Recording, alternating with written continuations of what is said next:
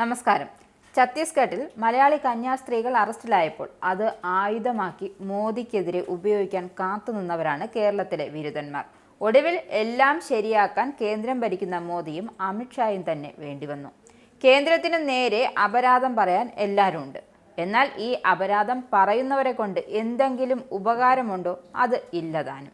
എന്തായാലും പറഞ്ഞു വരുന്നത്, കന്യാസ്ത്രീകളുടെ വിഷയത്തിൽ പരിഹാരം കാണാൻ ഒടുവിൽ അമിത്ഷാ തന്നെ വേണ്ടിവന്നു. അങ്ങനെ ഒടുവിൽ തള്ളിപ്പറഞ്ഞ കേരളത്തിലെ ഏമാന്മാർ അമിത്ഷായുടെ കാലുപിടിക്കാൻ എത്തിയെന്നത് ചുരുക്കം പറയാം. അതായത്, ഛത്തീസ്ഗഡിൽ അറസ്റ്റിലായ മലയാളി കന്യാസ്ത്രീകൾക്ക് ജാമ്യം നൽകാനുള്ള നടപടി സ്വീകരിക്കാമെന്ന ഉറപ്പാണ് കേന്ദ്ര ആഭ്യന്തരമന്ത്രി അമിത്ഷാ നൽകിയിരിക്കുന്നത്. ഇന്നോ നാളെയോ ജാമ്യം ലഭിക്കുമെന്നും ഇതിനെ ഛത്തീസ്ഗഡ് സർക്കാർ എതിർക്കില്ലെന്നും അമിത്ഷാ കൂട്ടിച്ചേർത്തു. UDF, LDF MPമാർ അമിത്ഷായുമായി കൂടിക്കാഴ്ച നടത്തിയിരുന്നു. ഇവരോടാണ് ഇക്കാര്യം വ്യക്തമാക്കിയത്. ജാമ്യാപേക്ഷ NI കോടതിയിലേക്ക് വിടേണ്ട ആവശ്യമില്ലായിരുന്നുവെന്നും അദ്ദേഹം വ്യക്തമാക്കിയിട്ടുണ്ട്. സംഭവത്തിൽ ഛത്തീസ്ഗഡ് മുഖ്യമന്ത്രിയിൽ നിന്നും അമിത്ഷാ നേരത്തെ വിവരങ്ങൾ തേടിയിരുന്നു. MPമാർ നൽകിയ പരാതി പ്രധാനമന്ത്രിയുടെ ഓഫീസ് അമിത്ഷായ്ക്ക് കൈമാറിയിരുന്നു.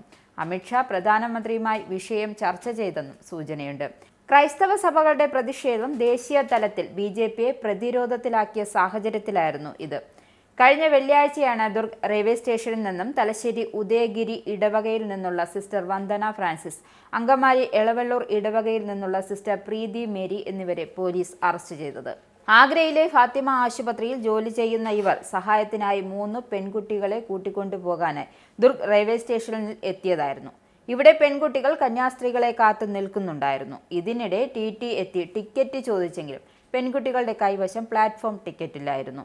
തുടർന്ന് കാര്യങ്ങൾ തിരക്കിയപ്പോഴാണ് തങ്ങളെ കൂട്ടാൻ കന്യാസ്ത്രീകൾ എത്തുന്നുണ്ടെന്ന് പെൺകുട്ടികൾ വ്യക്തമാക്കിയത്.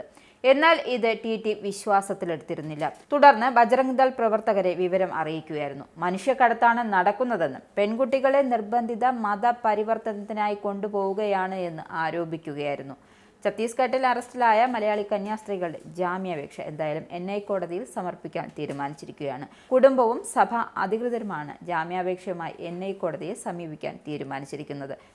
ഇസ്രായേലിന്റെ 5 സൈനിക താവളങ്ങളിൽ കനത്ത നാശനഷ്ടം. മോദി വെളിപ്പെടുത്തുന്ന ഇന്ത്യയുടെ വികസനത്തിന്റെ മയക്കുമരുന്ന് വിൽപ്പനയ്ക്കെതിരെ ശക്തമായ നടപടിയെടുത്ത് ഷാർജ പോലീസ്.